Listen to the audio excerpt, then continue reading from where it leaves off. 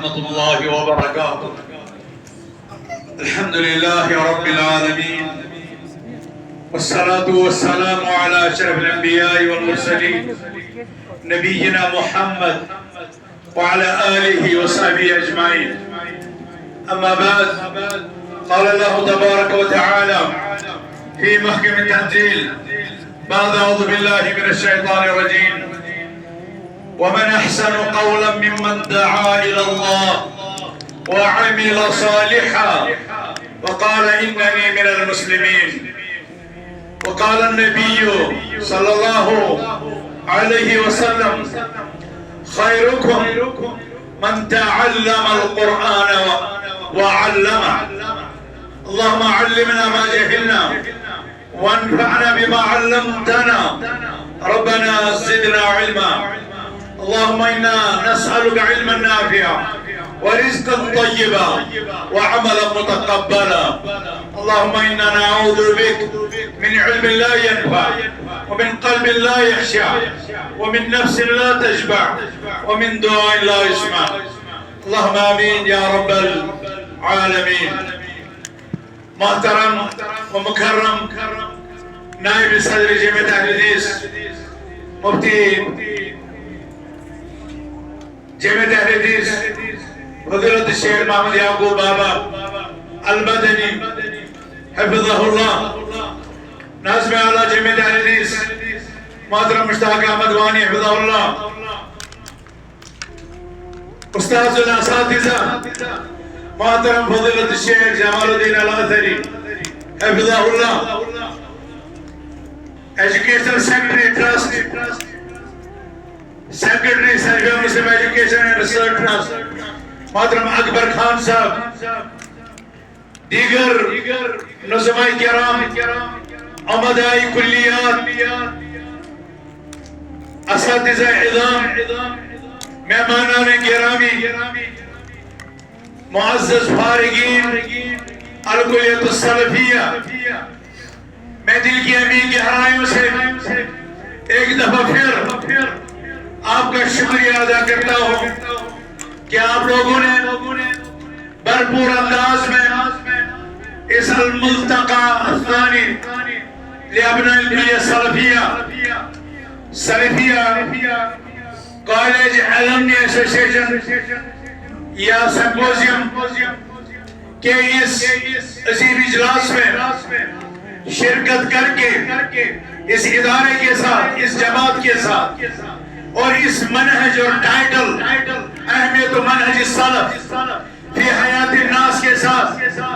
اپنی گہری وابستگی کا، اپنی محبتوں کا اظہار فرمایا. کل جب صبح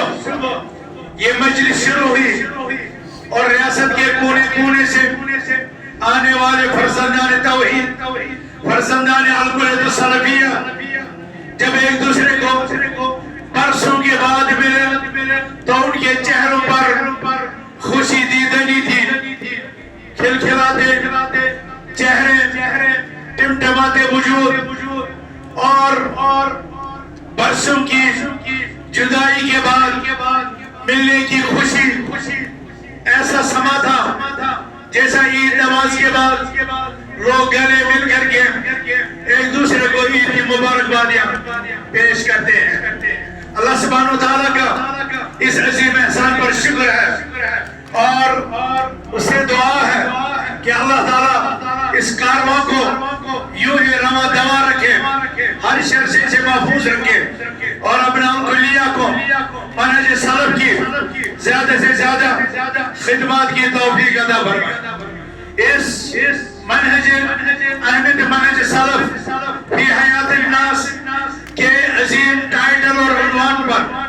جس کا معنی لوگوں کی زندگیوں میں سلفی منہج کی اہمیت، بالفاظ دیگر لوگوں کی زندگی میں حقیقی اسلام کا اثر یا اس کی اہمیت یا اس کی ضرورت ہے. آج ہم دیکھتے ہیں کہ ساری دنیا افکار کے تصادم میں جھگڑی ہوئی ہے، فکری انحطاط کے دلدل میں گرفتار ہے، افراد اور تفریق اپنے عروج پر ہے.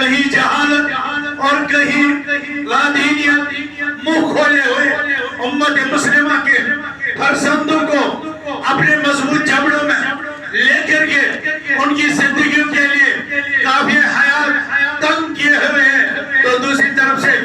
ملحدانہ، مشرکانہ، کمیونسٹانہ، مرزیانہ، گامدیانہ اور منکران حدیث کے جو افکار باطلہ ہیں، مختلف چیلنجز ہیں۔ ایک طرف اسلام کے مقابلے میں 6 سے زیادہ ادیان باطلہ، ایک طرف 73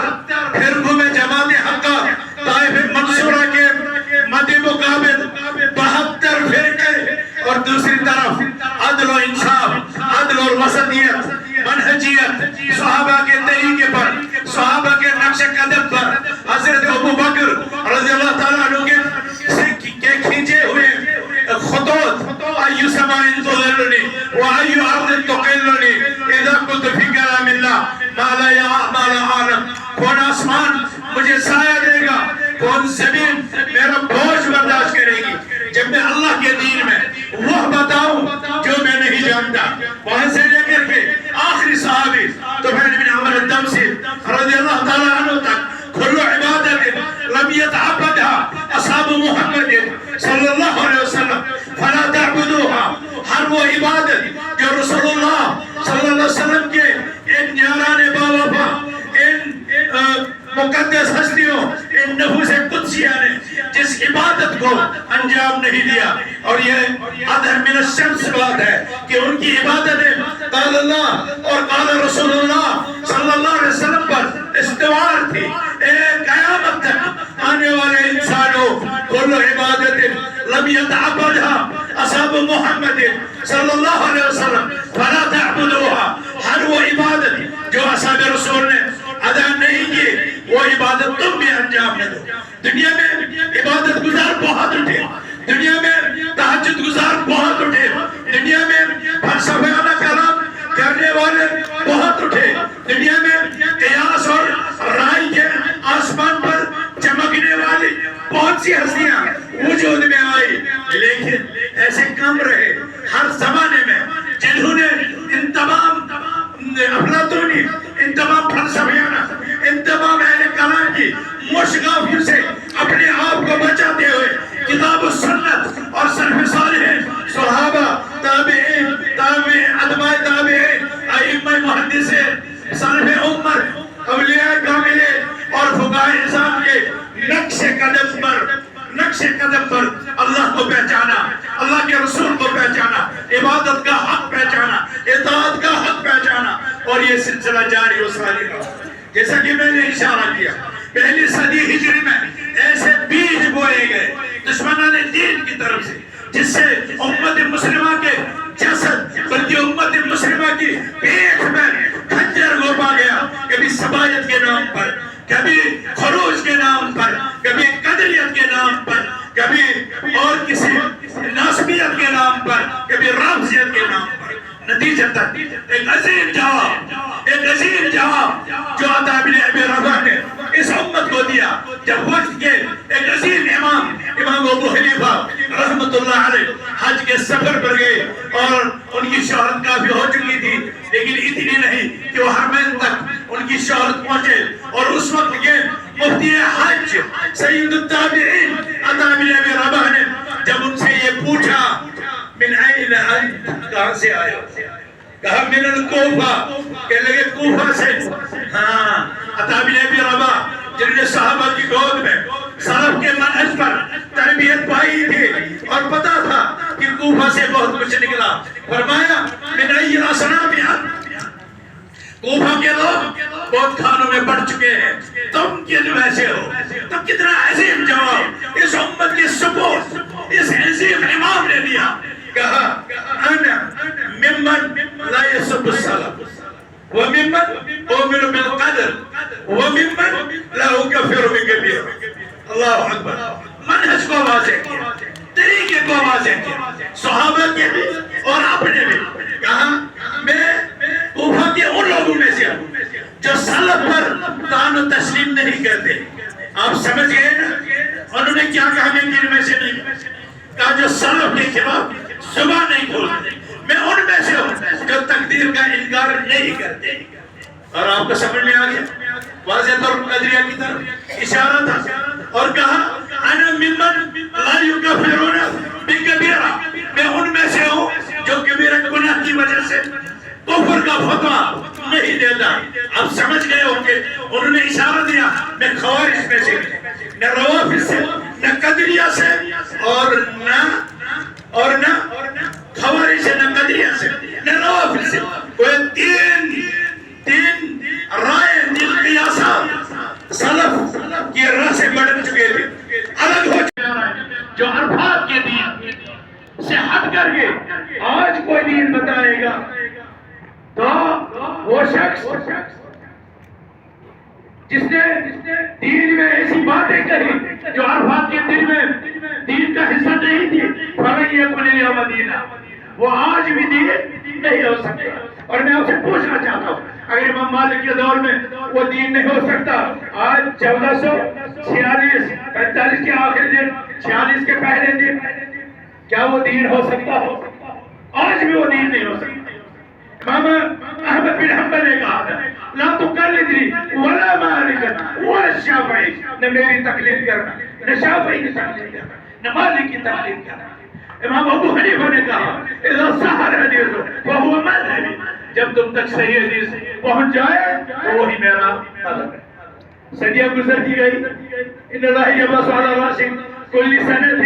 من یجدد لها امر دینها، اللہ سبحانہ وتعالی ہر صدی کے آغاز پر ایسے مجدد کو اٹھاتا رہا جسے دین کی تجدید کی اور جسے دین کو اپنے نقش اول پر لیا،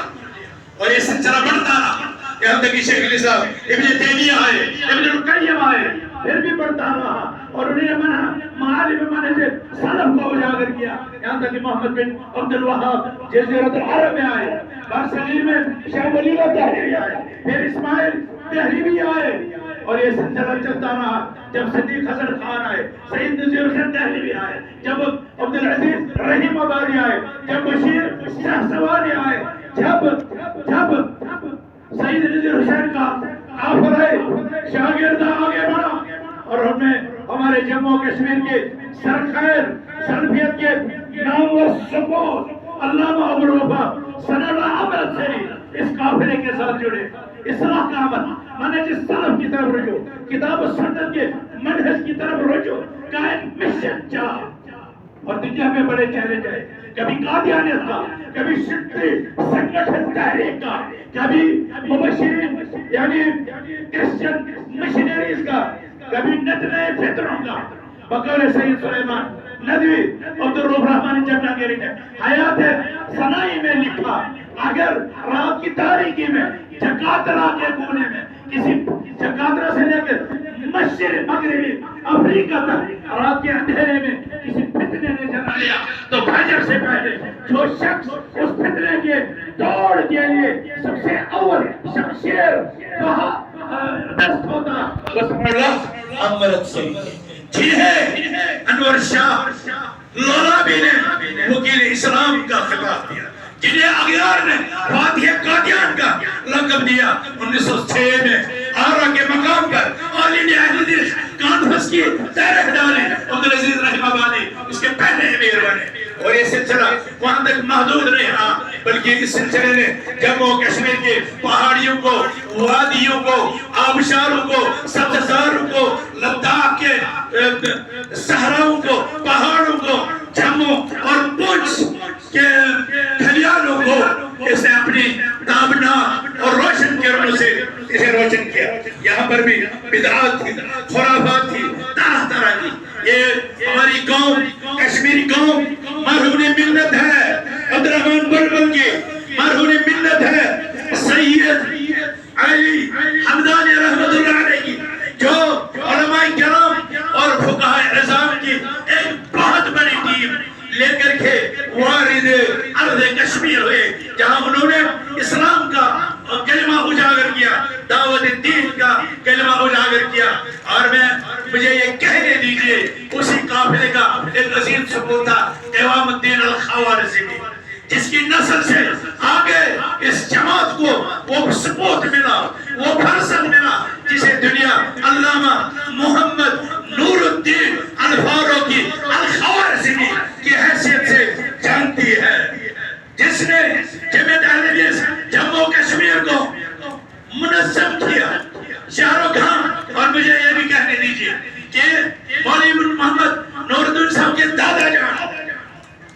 کشمیر کے اولین سلفی عالم سید سبزار شاہ جو راستے میں بازاروں میں گھومتے تھے، ایک طرف سے اپنی چوڑیاں بیچتے تھے، لیکن موقع ملتے ہی کتاب و سنت کی بات، توحید کی بات، منہج سلفیت کی بات کہتے جاتے تھے۔ تو مولانا نور الدین کے دادا جان نے ان سے ہی سب سے پہلے منہج سلف لیا، اور ادھر اسی وقت سید حسین بت کو سید شمس الدین علامہ محمد انور صاحب پنجاب سے پڑھ کر کے آئے تھے پوگل کی بستی میں۔ انہی دنوں احمد اللہ بالی صاحب منہج سلف پڑھ کر کے آئے تھے، اور کشمیر کے سرزمین میں قال اللہ اور قال رسول اللہ صلی اللہ علیہ وسلم کی صدائیں گونجنے لگی۔ قافلہ بنتا گیا، کبھی اس کو انجمن کا نام دیا گیا، کبھی اس کو تنظیم کا نام دیا گیا، کبھی اس کو مختلف نام ملے، اور جو ہی یہ دعوت شروع ہوئی تو گئے اغیار کی طرف سے، شکم پرست ملاؤں کی طرف سے ان لوگوں کو نہ سکون سے نماز پڑھنے کی دی گئی، نہ سکون سے اپنا کلمہ حق بلند کرنے کی آزادی دی گئی۔ سات مفتیوں نے فتویٰ دیا، جامع الشواہد فی اخراج الوہابیین من المساجد، اور یہ فتوے شہر کی گلیوں میں، جنگلات میں، مسجدوں کے دروازوں پر چسپاں کیے گئے، جس کا خلاصہ تھا نہ یہ نماز ہمارے ساتھ پڑھ سکتے ہیں، نہ یہ ہماری عیدگاہوں میں جا سکتے ہیں، نہ یہ جنازہ گاہوں میں جا سکتے ہیں، اور نہ ان کے ساتھ نکاح جائز ہے۔ یہ اتنی تنگی اور یہ اتنی سختیاں، لیکن ایسے موقع پر سلفیان کشمیر کا یہ مقدمہ وقت کی عدالت میں لے جانا، کئی سال تک یہ چلتے رہنا، پھر ابو الوفا مرسری کا بطور گواہ اور بطور وکیل بار بار یہاں آنا۔ اسی زمانے میں علامہ صلی اللہ علیہ وسلم نے جامعہ اہل حدیث گاؤں قدل میں بھی خطبہ ارشاد فرمایا، اور شہر کے کئی جگہوں پر اپنے خطابات کیے۔ ہمارے بزرگوں نے ان سے سیکھا، ان سے تربیت لی، اور بالآخر فتح اہل حدیث کے نام سے وہ ڈگری جاری ہوئی جو جماعت کے پاس موجود ہے۔ انشاءاللہ جلد ہی اس کو نئے اعتبار کے ساتھ چھاپ کر آپ کے سامنے لایا جائے گا۔ اور میں یہاں پر میر وائز خاندان کشمیر کا وہ احسان نہیں بولوں گا کہ ہماری جماعت نے بھی ان کے آبا و اجداد کے ساتھ اس نے سلوک کیا ہے، لیکن میر وائز خاندان کا بھی اس جماعت کے ساتھ بڑا بہترین اور تاریخ رول رہا ہے۔ اس سے بڑی بات کیا ہو کہ جب میر وائز عتیق اللہ جب میر وائز تھے اور ہمارے علامہ محمد نور الدین میٹرک پاس کرنے کے بعد انجمن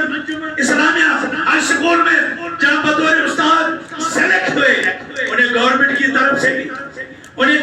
طرف سے بھی سرکاری آرڈر ملا ماسٹری کا، استادی کا،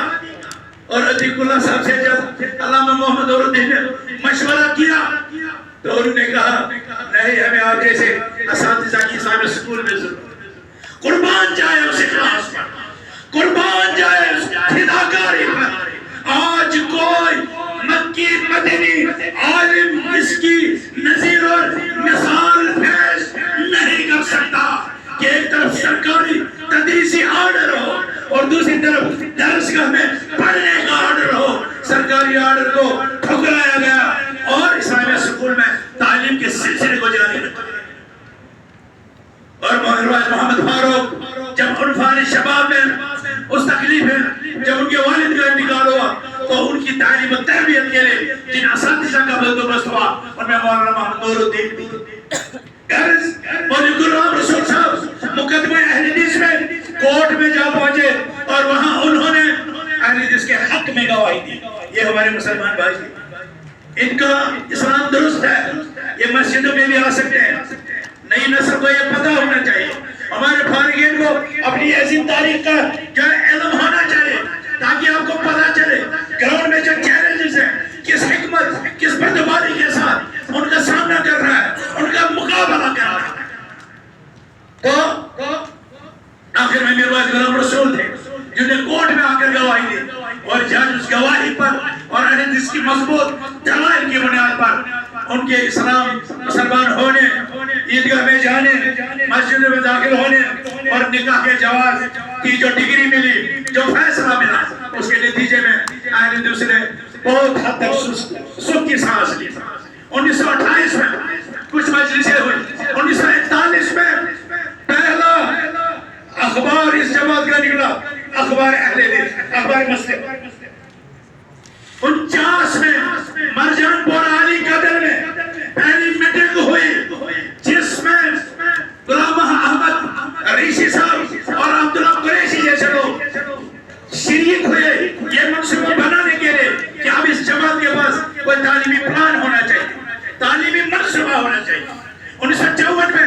علامہ محمد نور نے کلی طور پر اس جماعت کو تنظیمی طور پر جوائن کیا۔ 56 میں پسند باغ میں پہلا الیکشن ہوا جس میں مبارکی صاحب اور غلام محمد وانی صاحب آمنے سامنے تھے۔ مبارکی صاحب صدر منتخب ہوئے،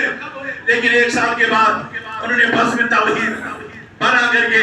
اپنا الگ اس طرح گول کر دیا۔ لیکن میں آپ کو بتاؤں یہ بزم توحید کیا تھا؟ حقیقت میں سنن احمد سری رحمت اللہ علیہ بنارس گئے تو وہاں بت پرستی عروج پر دی، اجمیر گئے تو وہاں بدعت اور شرکیات عروج پر دیں گے۔ تو انہوں نے کہا اہل حدیث کے پاس ایک ٹیم ہونی چاہیے جو توحید کے نام پر کام کرے۔ چنانچہ امرتسر کا جو نیا اجلاس ہوا جس میں امت کے علماء فضلاء علماء غزنویہ اور عبدالرشید رحیم آبادی اور ابوالقاسم بنارسی اور عین الحق پھلواری اور شمس الحق عظیم آبادی سارے لوگ موجود تھے۔ سلام امرتسری نے کئی تجاویز پیش کی، جن میں ایک تجویز یہ تھی کہ راجپوتانہ موجودہ ہریانہ میں 1 لاکھ لوگ مرتد ہو چکے ہیں، شدید سنگٹھن تحریک کے شکار ہو چکے ہیں، مجھے 5 عالم دین دیجئے جن کے ٹریننگ میں دو تاکہ وہ اسلام کی طرف واپس ان کو بلائیں۔ چنانچہ 5 علماء کو چنا گیا جس میں علامہ عبدالجبار عمر پوری تھے، علامہ محمد رائدر تھے، اور جو برطانیہ میں ہمارے صاحب حسن صاحب یا وغیرہ ان کے دادا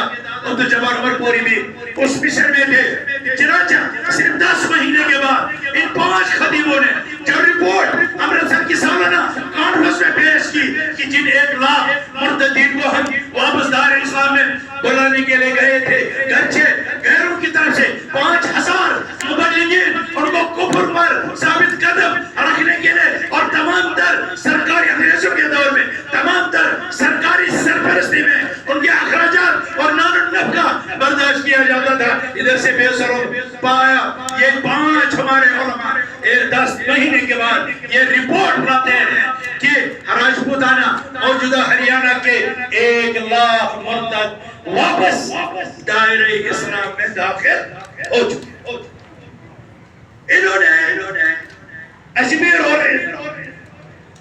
بنارس میں غیروں کو شرک کی دعوت سے دعوت چھڑانے اور توحید کی دعوت عام کرنے کے لیے ایک کمیٹی بنائی، اس کا نام بزم توحید رکھا۔ لیکن چونکہ حسن مبارکی صاحب اخبار اہل حدیث کے ساتھ جڑے تھے اور اس میں ان کی نظمیں شائع ہوتی تھی، انہوں نے وہاں سے وہ بازم اٹھایا نام اور جمعیت سے کچھ معاملات میں اختلاف ہو کر کے انہیں جب الگ سٹیج بنا انہوں نے اس کے لیے یہی بزم توحید کا یہی اختیار کیا۔ حالانکہ ہندوستان میں یہ اس معنی میں نہیں تھا اور نہ جماعت سے الائی تھی وغیرہ، وہ ایک کمیٹی تھی، بس ایک کمیٹی۔ میں اپنا لیکچر مختصر کرتے ہوئے یہ یہاں پر پہنچتا ہوں کہ 57 میں ممبرشپ ہوئی، 61 میں ممبرشپ ہوئی، دعوت اور مسلم پر تبلیغ اور مسلم پر ساری کوششیں صرف ہوئی۔ 60 میں جمعیت میں بربر شاہ کے موقع پر 2 کنال 2 مرل زمین خریدی گئی۔ عبداللہ ڈار صاحب اس وقت عاصم تعمیرات تھے اور غلام محمد وانی صاحب اس وقت صدر جمعیت تھے اور یہ 8,500 کا سودا تھا۔ الحمدللہ اس کا بیان نامہ جمعیت کے پاس موجود ہے اور یہ سلسلہ چلا 60 کی دہائی میں تعمیراتی سسٹم شروع ہوا، لیکن علماء پر علامہ محمد نور الدین پر عبدالغنی شبیانی پر عبدالرحمن نوری پر دباؤ بڑھا کہ انہیں تعلیم کا آغاز کر دیا جائے۔ چنانچہ چڑھ بازار میں محمد اسکول کھڑا گیا جس کی تعمیر کے لیے جمعیت نے سرمایہ جمع کیا اور وہ وہاں پر جماعت اہل حدیث کا پہلا عصری سکول قرار پایا اور پھر مرور زمانے کے ساتھ وانیار میں کنگن میں یا شپیان کی طرف یہ سلسلہ آگے بڑھتا رہا۔ لیکن جمعیت نے اپنے صدر مقام پر جہاں بہت سے بڑے بڑے علماء تیار ہوئے جن میں ہمارے علامہ عبدالرشید طاہری جیسے ثبوت نامور ثبوت اس جماعت کو ملے اور جمعیت منزل پر دارالعلوم کھولنے کی پلان 1964 سے لے کر کے 1978 تک 4 دفعہ دارالقرآن والحدیث کھولا اور 4 دفعہ بند ہوا، اور اس میں 3 استاد ہوا کرتے تھے، کبھی عبدالغنی شبیانی، کبھی عبدالقیوم منشی اور کبھی حافظ عبدالرحمن ٹیکری۔ اللہ تعالیٰ ان کی حفاظت کرے، ان کو شفا دے۔ ابھی وہ لال بازار کے علاقے میں صاحب فراش ہے، اللہ ان کو صحت و عافیت عطا کرے۔ دوسرے 2 صاحب اس دنیا سے رخصت ہو چکے ہیں، اللہ ان کی مغفرت فرمائے۔ لیکن مختلف وجوہات کی بنا، کبھی مالی وسائل کی کمی سے اور کبھی اساتذہ کے موجود نہ ہونے کی وجہ سے 20 سال میں 4 دفعہ دارالقرآن والحدیث بند ہوا۔ بالآخر 77 کے دہائے میں جامع الحدیث کی تعمیر ہوئی، اور پھر 78 میں اس کی تفصیلات نہیں بتانا چاہوں گا کہ میٹنگ ہوئی، میٹنگ میں کون کون شریک ہوئے، لیکن اس وقت اس جماعت کے جو ہے سربراہ، اس وقت اس کے سربراہ تھے محترم محی الدین گانگی صاحب، اور سیکرٹری جنرل تھے علامہ محمد نور الدین صاحب، اور ناظم تعلیم تھے پروفیسر محمد یوسف نقاش صاحب، اور اسی طرح ناظم مالیہ تھے محترم شیخ نور محمد صاحب، اور اسی طرح محترم غلام ہارون صاحب اور محترم محمد یاسین صاحب، غلام قادر صاحب اور شیخ احمد اللہ جیسے لوگ۔ ان لوگوں کے دستاویز ہوتے ہیں، انہوں نے شہر و گاؤں جا کر کریا بستی جا کر کے ہفتوں کے سفر جا کر کے انہوں نے کیے، اور اس جماعت کو جوڑا، شہر میں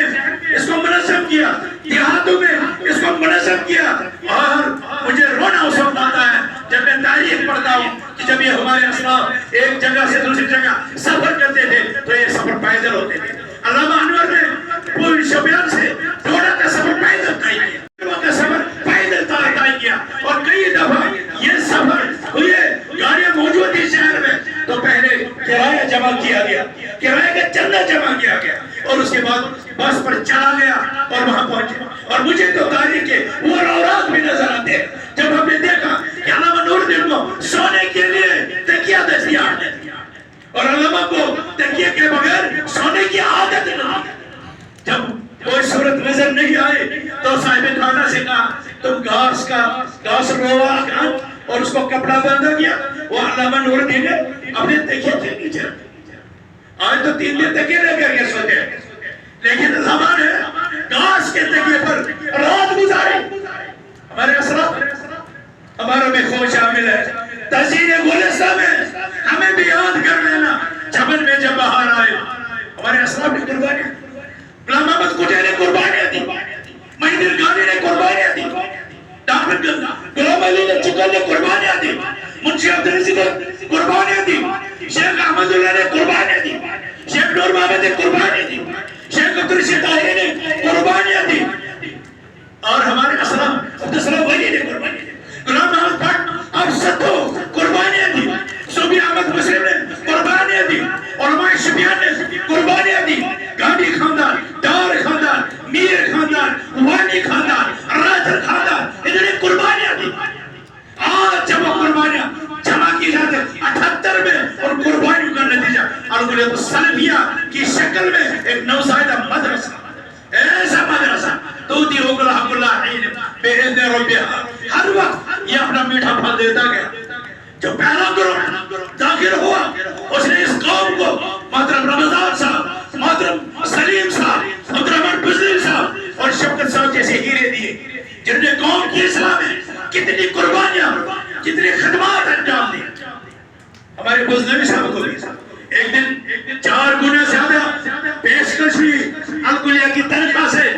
لیکن یہ بھی وہ نمونے سلف ہے جس نے 4 گنا زیادہ تنخواہ کو ٹھکرایا، اور الکلیہ سلفیہ کی اس بورے بسترے پر پڑھانا